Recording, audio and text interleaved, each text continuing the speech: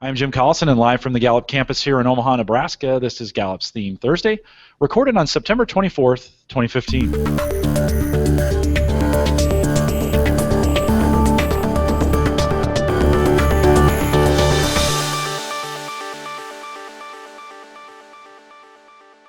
Theme Thursday is a Gallup webcast series that dives into the CliftonStrengths Finder themes, one theme at a time.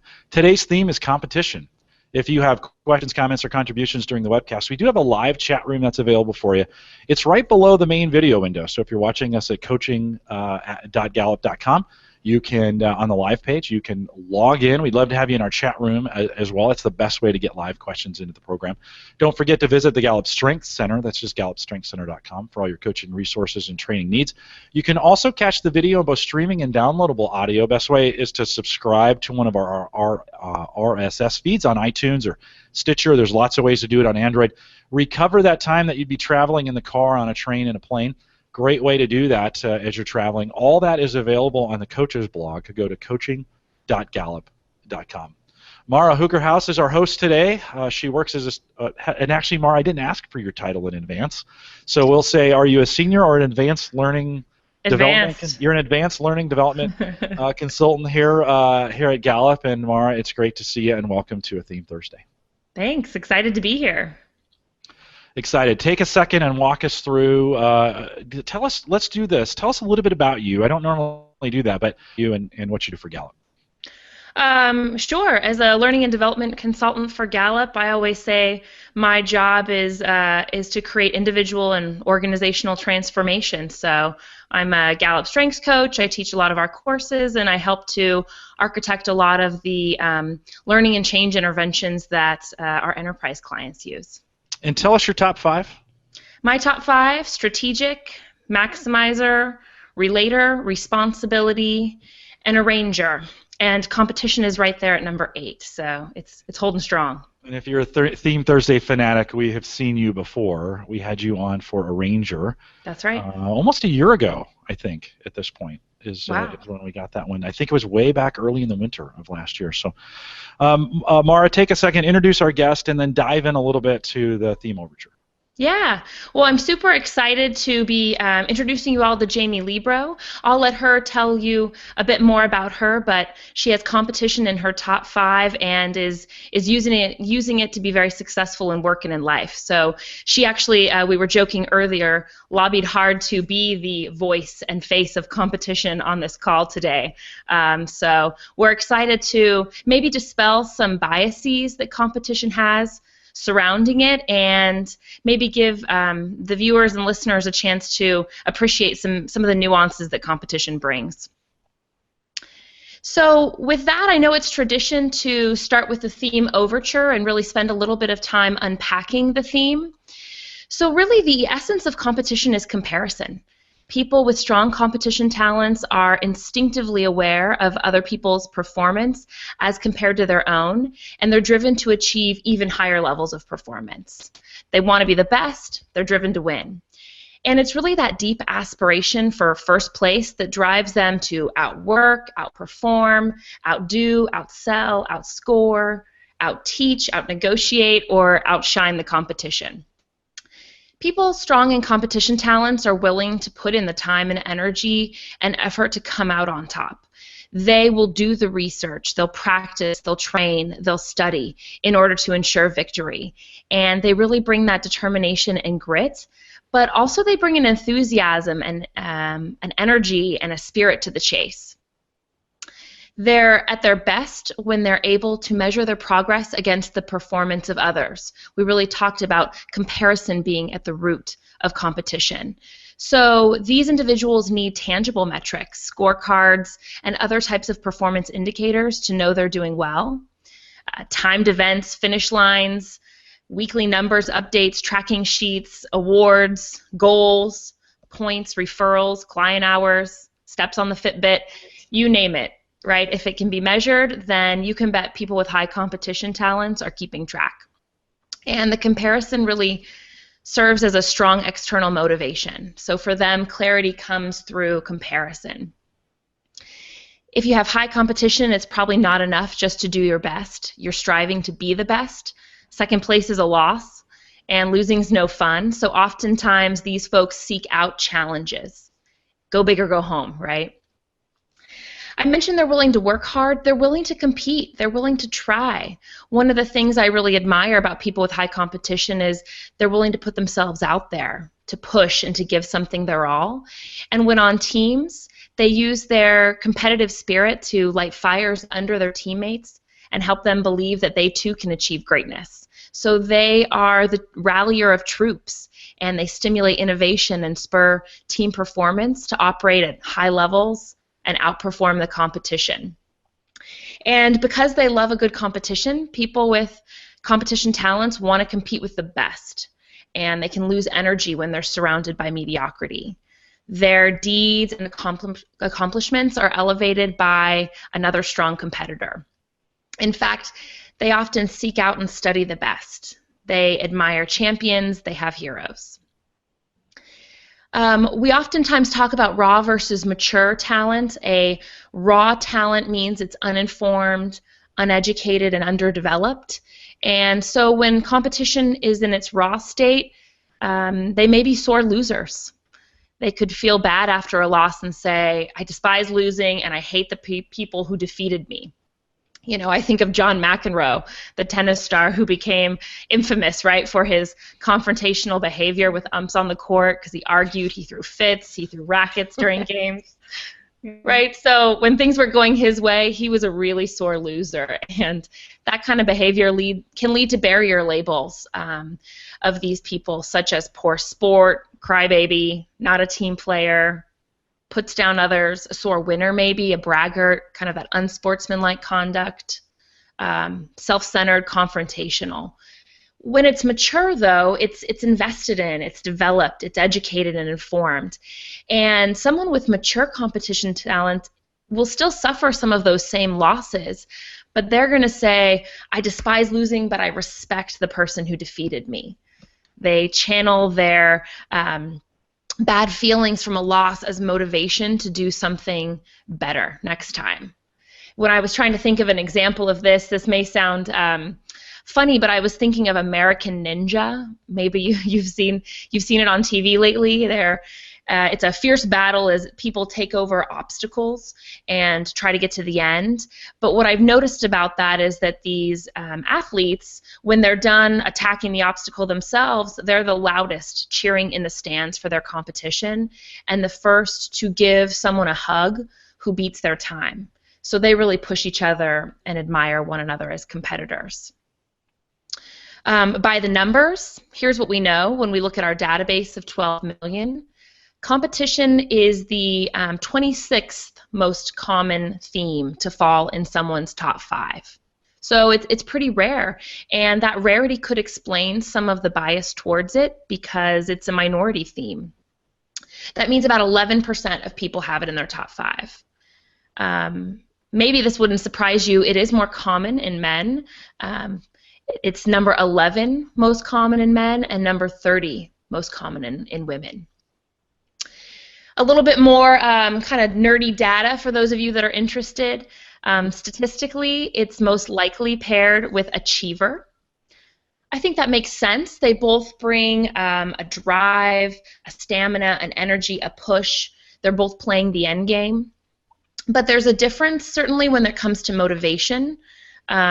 Achievers are very much internally motivated, while as people with high competition are externally motivated. A metaphor that Kurt Liesfeld used to always share is that of running a race. And it really highlights the difference between achiever and competition because the person with high competition will physically run faster when there's someone in the lane next to them. And the person with achiever will run faster when they're looking at the clock and pushing for a personal best. Least likely to be paired with competition is connectedness. It's kind of an interesting least likely. My theory is that people with high competition are very much self-determinists, right? I'm going to compete to win and I'm going to do the work to get to the outcome. Therefore, my fate is in my hands. versus oftentimes people with high connectedness have that belief that everything happens with a reason, and there's kind of that causation effect, and so maybe that steers itself towards like a less determinism. Right. So you're talking about like locus of control.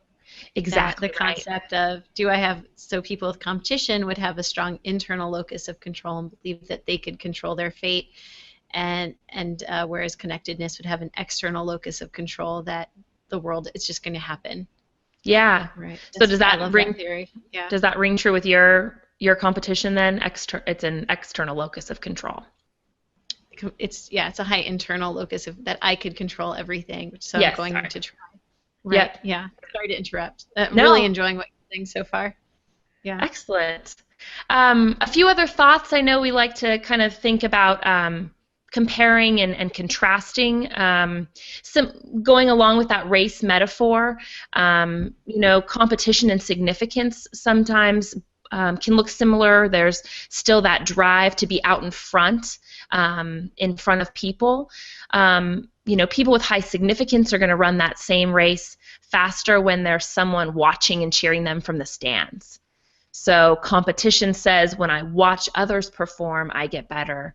Significance says, when others watch me perform, I get better. Competition versus analytical. They're both concerned with evidence, with data, with proof. For those high in competition, the scorecard measures my progress and validates my victory. For those with high analytical, data quantifies my experience and validates my theories. A few more kind of thoughts in the overture. I mentioned at the beginning that there seems to be a lot of bias around this theme. I'd say of all 34, this is probably one that seems to get the worst rap. And I know Jamie's excited to help dispel that today. But maybe just a brief comment on perhaps the nature of that bias. It was really highlighted for me yesterday when I was looking for quotes to share to help articulate kind of this theme. And so I Googled, quote sayings about competition. And to my surprise, most of the quotes that popped up were really to the effect about letting go of competition with others, and that your only true competition was within yourself. Or they would say, look in the mirror. That's your competition. And so we seem to have this belief that somehow it's bad to compare yourself to others, and we idealize the person who doesn't need to look outside themselves for motivation, as if to look outward to gain energy is somehow needier or shallower than looking inward to gain energy. And it really got me thinking about the value of competition in the broad sense, because in many aspects of life we do promote comparison and competition, like in sports. We glorify the athletic hero who pushes their mind and bodies to do the impossible. And I think Magic Johnson was the one who said, if you're a competitive person, that stays with you. You don't stop. You're always looking over your shoulder. Or Jamie, you shared the quote with me from Joe Namath, a professional football coach, when you win, nothing hurts. Mm-hmm. And so in sports, we value competition, but we also value it in aspects of our personal life. Competition keeps prices down on goods and services. We don't compare, and we don't compare when we make choices about where to spend our time, money, and don't we compare, right? When we're making choices about where to send our kids to school or what car to buy, that value of measurement and comparison is clear. And competition separates the weak from the strong when it comes to species. So I share those examples with you just to hopefully spark your thinking about the value of competition as we move into this discussion. And maybe I'll just close out, because I'm anxious to hear from you, Jamie, with a quote that you actually shared with me that really resonated with you. And a shout out to Brent O'Bannon, who is a strengths coach and coach of coaches who also has competition and shared it with you. And it's from Theodore Roosevelt. It's called The Man in the Arena. And it goes like this. It says, "It is not the critic who counts, not the man who points out the strong man stumbles, or where the doer of deeds could have done them better.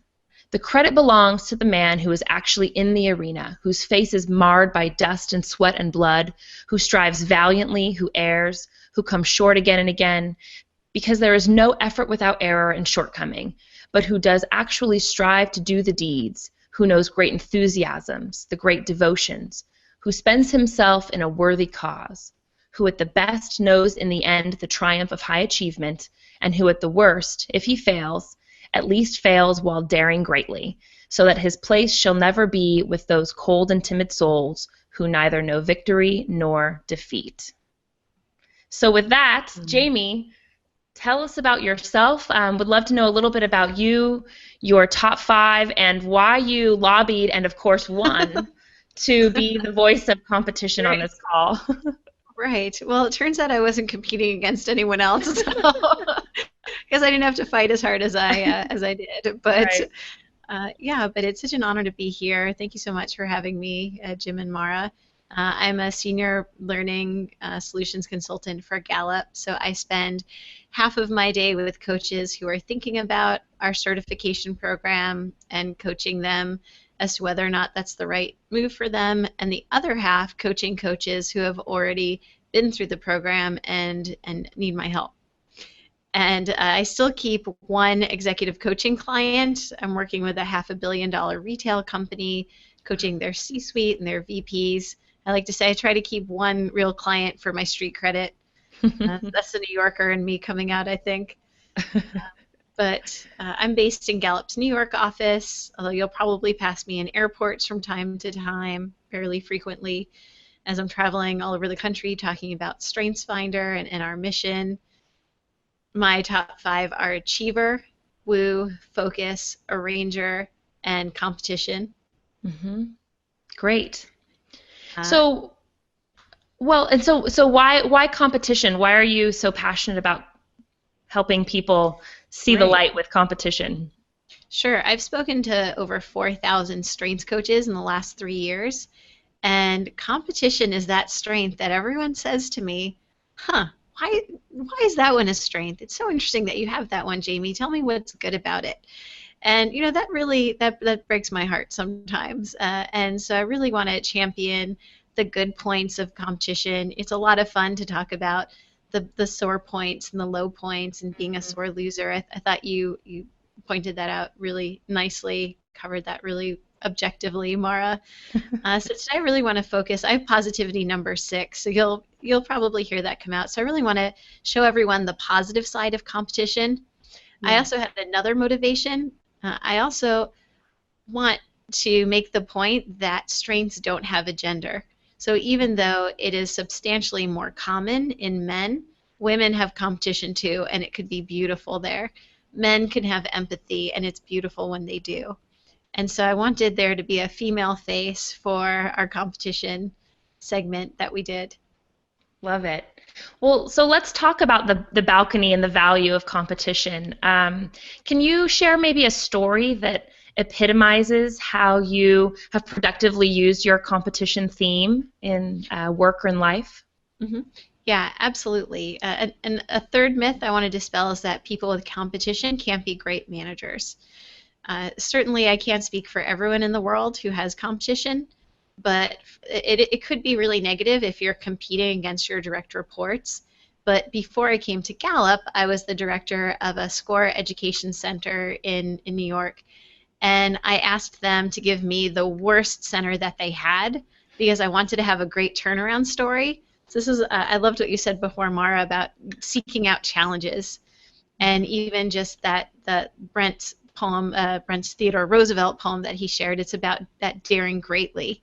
Anytime I hear that line, it just gives me chills. I think Brene Brown wrote a book called Daring Greatly, assumably based on that quote. But at SCORE, so out of 183 centers, they gave me the one that was the very worst.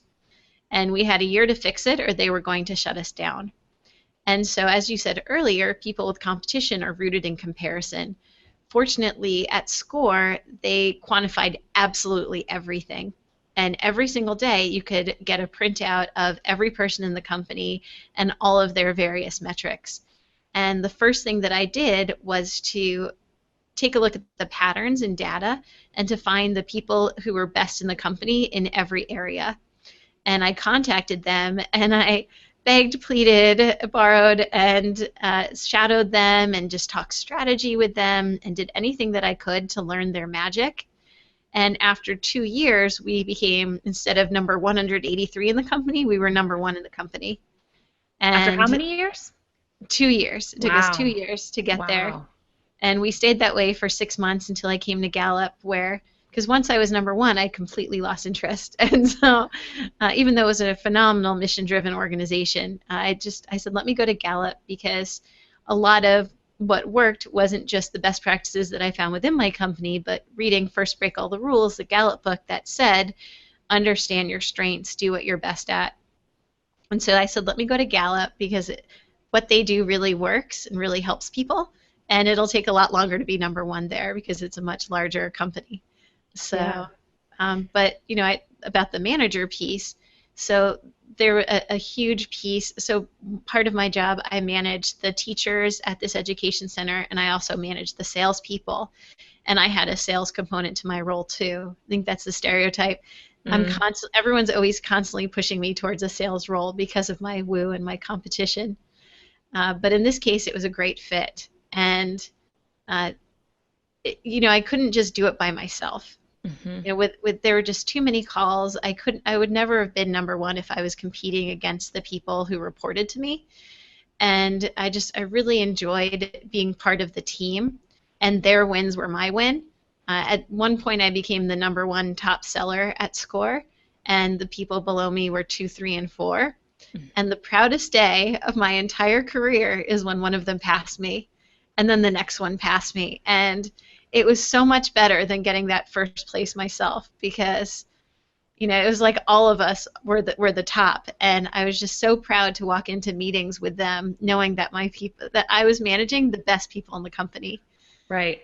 And and you had told me on a sidebar, it's not like you made it easy for them, right? I mean, you weren't laying down. Your competition wouldn't let you do that. Right. Not at all. Yeah, I pushed them to be the best version of themselves.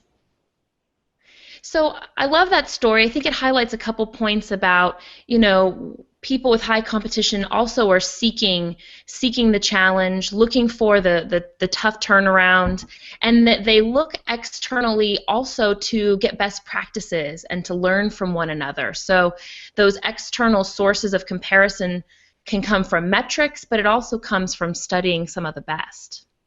Right, and it was my favorite type of competition. Maybe this is my woo, but I don't like competitions where if one person wins and the other person misses out on something, like competing for the management spot at work. Then one person's going to win and one person gets nothing. At Score and in any other places where I compete, my best friends were the people who I was trying to beat, because I would get to know them so well, and they would start mentoring me, and we would become close. And in the end, it really theoretically didn't matter who number 1 was. We were both considered the top at the company. We both had all of the rewards and recognition and accolades and compensation that came along with the high sales.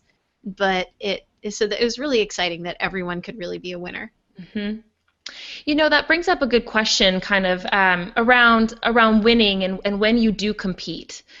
I think, inquiring minds want to know, do you have to win at everything? Are you always racing in the supermarket to the fastest line? Yes? Absolutely. And I was laughing before because you said people with competition will measure something if it can be measured. And I was chuckling to myself thinking, well, what couldn't be measured? I believe that I could quantify and win anything. I do yoga every Saturday, and I win at yoga every single week. I mean, I think I lose more than I win at yoga. Yeah, no, absolutely, because for every single position, there's the regular way to do it, the hard way, and the master way to do it. And so I'm keeping track of how many I'm doing at each level, how many everyone around me is doing. I think the mature competition is having that energize me. Mm-hmm. The raw competition would be turning to them and say, like, suck it, you can't do that. I'm so great. I've gotten to and I think that was me in my younger years, was I had to win and you had to know that I beat you. But when you talk about looking in the mirror, I love my competition. I want to always be comparing myself to other people. It's energizing, but I think the difference is I need to know that I won. I don't want you to feel like a loser. And that's really important to me. So how did you get to that place of mature competition? You know, how do we coach or help people invest, or what did you do to invest in that to really help it become a strength, right, instead of just a tendency? Right. Well, I think it's taking a look at what your other strengths are and finding a good companion. I think that my woo and positivity are great companions to enhance my competition. I remember as a child there was this game that I loved to play called Perfection. I don't know if anyone else used to play that, but it was all of these little pieces that were different shapes, and you could play against someone, and it was a race to see who could get their 30 pieces done faster than the other person's. And the best part was when you won, you pushed a button that made their board explode. So it was very dramatic. And I remember the first couple of times I played it, and I'm talking about maybe being 3, 4, 5 years old. The first few times I lost. And so when my friends weren't there, I practiced it over and over and over again. And no matter which board they picked, I would just dominate, and I would do it so quickly. And I would pop the other person's board and make them, and it just wasn't fun to play with me. And no one wanted to play that game with me anymore. And so I learned that when you make other people feel bad, they don't want to be your friend. They just don't want to play with you. And I think the beauty in competition is, and the reason why, something that I've been really focusing on for the last 10 years that I've been studying strengths is something that's really eluded me is why is competition an influencing theme? Why isn't it an executing theme? And what I realized from working with my mentor, Kurt Liesfeld, what he said to me is that you need other people to win. And so it's a matter of influencing other people to help you achieve that goal. And when you're in a work situation, after someone helps you win, you still have to work with them, and you want them to help you win time and time again. So this is where my woo really comes in, because when people help me win, I naturally feel so much gratitude toward them, and I share that, and I make them feel really excited about whatever is important to them. So not everyone cares about winning, as we learned. Only 11% of the population does. But I try to tie whatever my goal is to whatever their goals are. And so I show them how helping me win in this specific situation help them to achieve, if they have high beliefs, something that they believe in. If they have high responsibility, just the fact that they came through for someone makes them feel great. I like that notion of the theme dynamics and some of the themes that really work well with your competition to soften it or harden it as the moment needs. What about kind of interpersonal theme dynamics with partnerships and teams? Can you talk a little bit about how people can best partner with you, knowing that you have high competition and maybe the value you bring to those partnerships? Sure, absolutely. So to prepare for this, I met with a couple of phenomenal coaches who love their competition or just know a lot about competition, and they had some great insight on this question. So as you mentioned before, I spoke to Gallup Certified Strengths Coach Brent O'Bannon. Another Gallup Certified Strengths Coach I spoke with was Lisa Ames. And what both of them really spoke so much about team and partner. Lisa talked about the fact that she is the greatest cheerleader for just about anyone. If someone has a goal, she will help them get there, and she's going to make them feel so happy and excited and energized the entire time. When things get tough, you want to call Lisa because she will be there to help you get to that goal. She also talked about the fact that competition doesn't have to be me versus you, and that she gets most excited when she is winning as a team. Brent said the same thing, that he told me this fantastic story about this state and national tennis championship that he competed in, and he got excited when he was competing for himself, but when he thought about competing on behalf of his community, that's when he really started to get good. And afterwards, when he won this huge championship, the whole community celebrated with him because they were supporting him the whole time, and they felt like they had won when he had won. So that said, we're great cheerleaders, and we also need a lot of cheerleading. And the two most common themes that we see are achiever and relator. What you said earlier really struck me about how much we celebrate, look in the mirror, compete against yourself. And I think that really accentuates why. We have a culture where 1 in every 3 people is competing against him or herself, those achievers. And relators are known for being very modest. They don't want to brag about themselves. The standing ovation that I love so much would be torture for many relators, depending on what their other themes are. No pressure, you guys, for at the end of this. Right. Because it is going to be the best theme Thursday ever. Right. But that said, it's not acceptable to say to people, I need external recognition. And I once had a manager who said to me, Jamie, all of this talk about credit is making me nauseated. I don't want to hear you talk anymore about what you need credit for. And so for me, as you said, it's not losing is almost motivating for me sometimes. When like at SCORE, when we were doing badly at first, that's when I was so excited to learn and grow. And once I won, I lost interest. And that happened to me so many times. I mean, I got cast in one of the leads for the school play my freshman year of high school and completely dropped drama. I was the #1 clarinet player at freshman year, so I totally lost interest in that.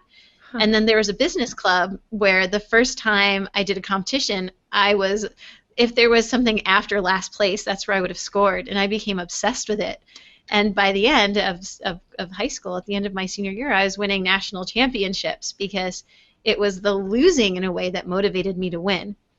And having cheerleaders along the way who believed in me. And in high school, I had this incredible mentor, Mrs. Deborah Gaber, who would really push me and believed in me and gave me really honest feedback. And that's what I need more than anything else. I need a cheering section, and I need honest criticism, because I want that. It's not going to hurt my feelings. Mm-hmm. It's almost recognition for me when you care enough and believe in me and my potential enough that you're willing to be honest and give me feedback that's going to help me.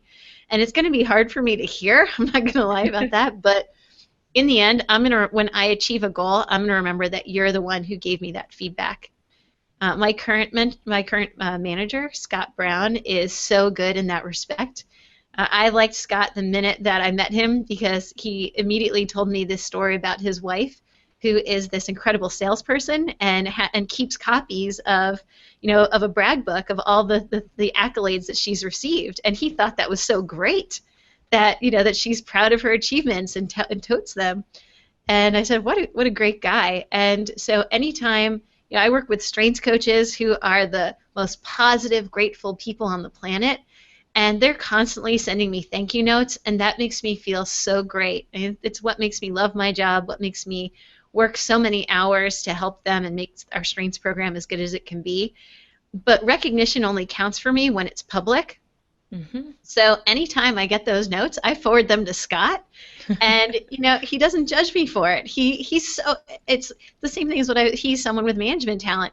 When I win, he feels like he's winning, and he supports me on it. And he gets really excited about it too. And so I think that's my perfect partner. That's who I married also. My husband is woo, relator, positivity. He'll celebrate anything. So with him, it's never bragging. It's always just something to celebrate together. That's awesome. Makes me think we need to share Scott Brown's email address so all of the strengths coaches online can Scott_Brown at Gallup.com. I love LinkedIn recommendations. Right. So anything that's public.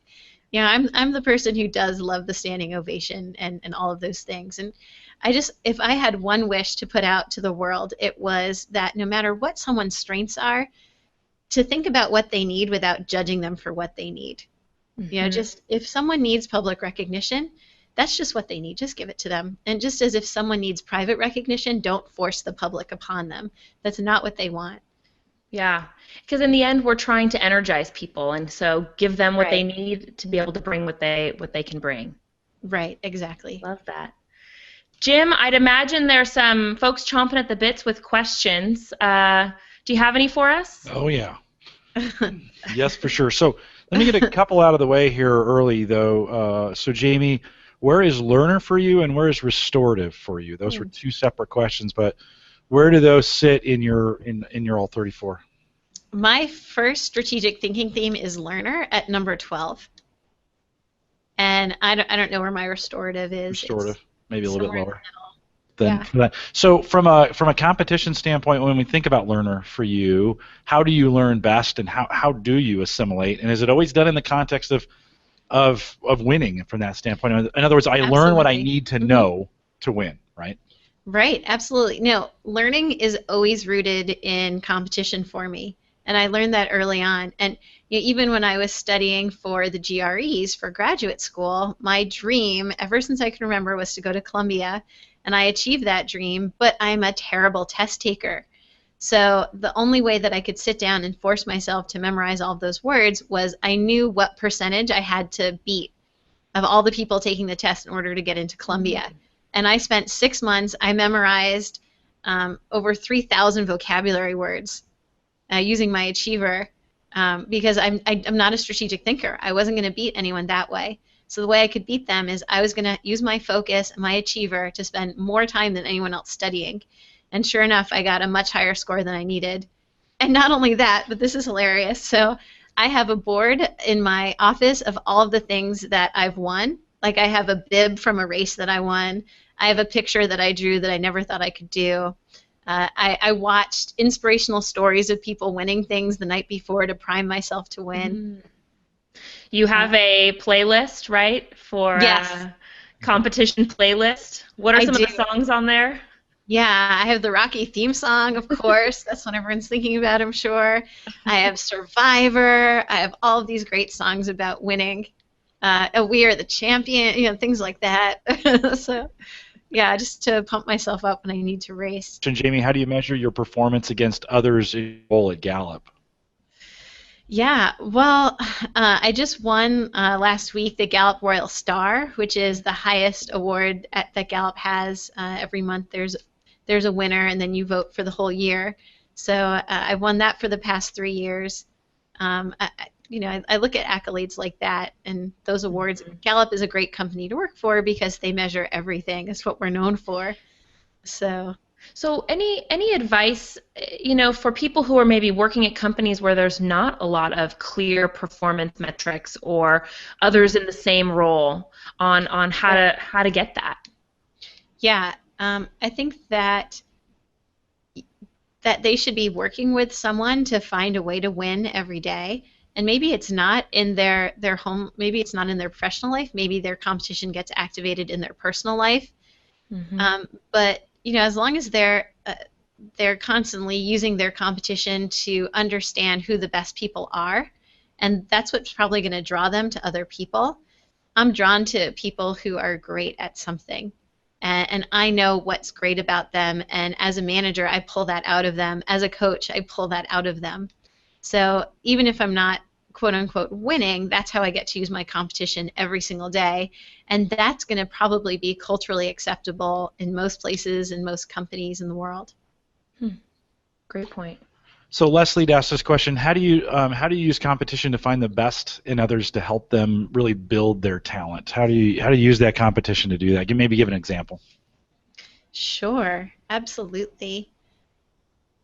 StrengthsFinder really makes that very easy to have a cheat sheet.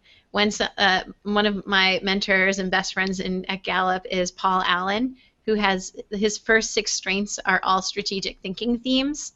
And I'm hyper aware that I don't have a single strategic thinking theme until number 12. And so I immediately was drawn to him, and I said, here's someone who can help me win. Here's someone. So even just the fact that he beats me at, strategic thinking, like I know that I need him in order to be successful. Yeah. But so much of that is intuitive. I just know when someone is great. That's what I just think about all the time. One thing to add to that maybe is when they're great because you're watching.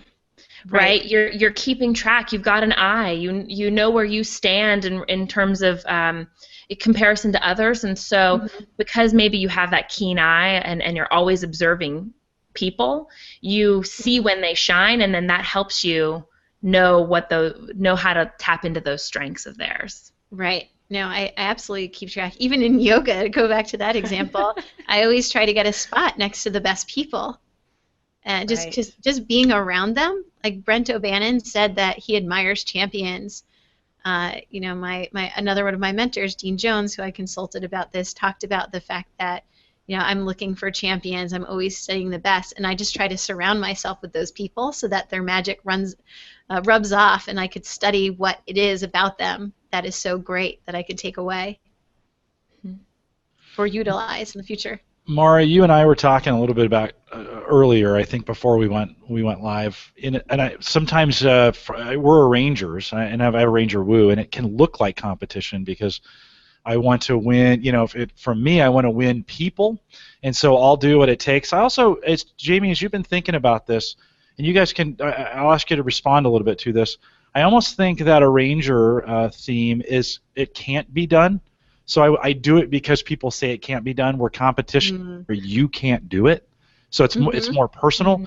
Mara, would you respond to that? Am I accurate in that? Is we put those two statements together, or how do you think about that when we think competition and a Ranger? Yeah, I think what motivates people with high Ranger is that configuring for the most effective, right? Whether it's people or processes, you're putting everything together so that it can be as effective as possible. And so the energy comes from that quick thinking and maneuvering. I think with competition, maybe it sounds like the motivation is the win, though. It's not just effectiveness, it's number one. And so the motivation comes from the struggle to the moment of victory. And then, as you heard Jamie say, and then I'm done, right? And then I'm out. I'm going to go start something else. Right. But it's the struggle to the win, maybe more than anything. Yeah. No, it's just interesting because I always people here, especially here since I've got to Gallup, a lot of people are like, "Wow, where's your competition?"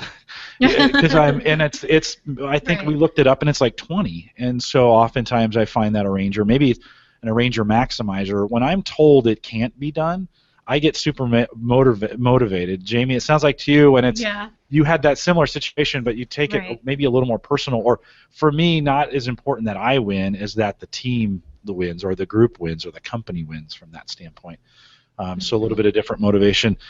Jamie, we had another question out there. How do you avoid bulldozing people over in work or play with this competition, right? How do you stop from running over the top of people? I'm working on that. That's a really great observation. If I have a goal in mind, I'm definitely accused of being stubborn, of caring too much about things. And so there's a term that I learned a while ago that has really helped me, and that term is Pyrrhic Victory. And it comes from the Odyssey, Homer's Odyssey, that they discuss this battle in the Pyrenees Mountains where both sides lost hundreds of thousands of troops, and the winning side only had 4 people who were alive at the end, and that's why they quote-unquote won. That 4 out of hundreds of thousands were still alive. And at the end of the day, no one won that war. Both sides really lost. And so the way that I stop bulldozing people, or at least try to, is I use my focus to think about, well, what does winning look like? And sometimes it doesn't mean beating the other person. Sometimes winning means you've built a stronger relationship at the end of the day. And I try to think about the long game, not the short game. That's great. It's reframing in your mind. What's the definition of a win here? Right, and exactly. That could be a great question for coaches, or for managers managing people with high competition. What's the real win that we're going for, and get clarity on that, and maybe expand that view. Well, and maybe, and we lost Jamie here just for a second. She'll pop back in. Maybe in an immature state, that is the case with competition, is that it just runs ramshot over individuals, as opposed to thinking about the entirety of, well, hey, what are we trying to accomplish here? What needs to be done? How are we going to pull this together? And it's pulling in those other themes. So that's maybe a balcony in a basement, or as we think about that, those are some different ways to look at that. Mara, if we get Jamie back, sometimes things happen and we lose that. We're at a good point to start wrapping this up. Do you want to put any final touches on when we think about competition here?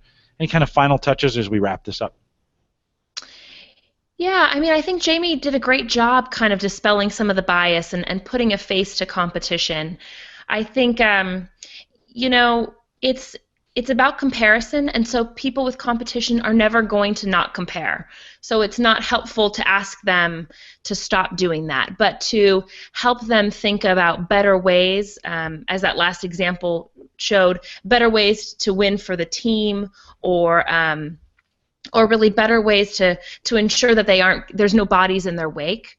I think you know, you get the best of people with high competition when you have clarity in comparison. So setting them up for success by helping them see metric scorecards like that. You get the worst of people with competition when you ignore their victories or you minimize their needs because they aren't what your own are. So that recognition is important. I think you can count on people with high competition to always bring some enthusiasm to light a fire. And I think what they need from you is that encouragement back and celebrations when they do win. You heard Jamie saying a celebration is important. So with those folks with high celebration, you know, or high competition, celebrate with them. Yeah, no, very good. Mara, thank you for filling in for Kurt here today. You did a great job. It was an honor. It's always great as we kind of bring these Theme Thursdays in for landing. I always say that. You say that with Kurt all the time. As we bring these in, we just have a few more to go. Thanks for filling in for him. I was going to say, as we bring Jamie back in, hopefully we'll get her. Yay! We thought maybe your battery gave up the ghost and lost the competition, and we lost. Did we lose you? Can you hear us, Jamie? Yeah, I'm just okay. Perfect. Hey, as we wrap this up, Jamie, I want to say thank you for being a great partner in the Strengths movement. It's always fun when you're on campus and I get a chance. You know, you're in New York all the time, and I don't get out there, and you don't get here as often as I'd like, but thanks for pushing forward. This movement needs someone leading the charge from the front and saying, no, I'm not going to want to really push this thing and win on it. Right. And we've needed that. And so, Jamie, thank you for being the tip of the spear on it, and appreciate that. Sure, Jim, we forgot to talk about this funny thing that I tried to do with all of the, I don't usually sit around a desk surrounded by my trophies and my medals around my neck. That was to kind of accentuate the joke. No, but I think very important when we think about, especially here at Gallup, we spend a lot of time in that recognition space of really honoring and recognizing those who do that. And so I know your desk is filled with those, and they mean a lot to you. And that's important, right? I mean, that's one of those kinds of things where it's important to do. So we applaud your greatness in what you do. I'm excited for you. You're number 6 right now, and we'll wait for the day when you're number 1 in that space, and I think you can do it. And so thanks for your partnership as well and all the things that we do. I'll remind everyone to take full advantages of all the resources we have available at the Gallup Strengths Center, just GallupStrengthsCenter.com, all one word. Send us your questions or comments, and if you'd like to be a guest blogger, we are looking for those as well, and you can send us some information. We'll consider you for that. Send us an email, coaching@gallup.com, and then put guest blogger in the subject line. And we'll flag those and get back to you and see what we can do for you as well. You can catch the recorded audio and video of this show as long as all the past ones. We've got about 125 of them now, as well as all the links to our Facebook page, YouTube page, and iTunes and RSS feeds. Everything is out at the Coach's blog, coaching.gallup.com. We've got a lot of meetups going on around the world, some 30-some. I'd like to get 100, so we've got a ways to go to get that done. I'm taking that as my personal competition to go from 30 to 100. I was going to say put Jamie on it. That's your achiever. Yeah. I need to. Yeah, I get that thing in there and get it done. I'm getting a lot of calls on those. If you haven't seen our meetup page, go to the Coach's blog and look at the meetup tab. If there's not one in your city, maybe you should start one. If you want to do that, if you're interested in doing it, contact me directly, Jim_Collison@Gallup.com. And we've got all the resources that you need to get one of those started. I'll remind you that we have StrengthsFinders apps available both on Android and iOS. Just go to either of the stores and search StrengthsFinder. If you can't remember what your top 5 are, or if you're a coach and you have people who can't remember what their top 5 are, a great way to have access to that on their phone, make it their lock screen, do whatever it takes, but put it on their phone and they can get a reminder of their top 5 as they log in each time. We hopefully you downloaded the companion guide for this. We have 7 or so of those available for each one of these shows. If you didn't get it, you could still go out and download it there on the live page and get access to it. And then go back and re-listen to it again. And we'll make those all available as we get to the end of this series. If you found this helpful, please share it. And we want to thank everyone for listening today. Well, I'll say with that, thanks for listening, everybody. Goodbye.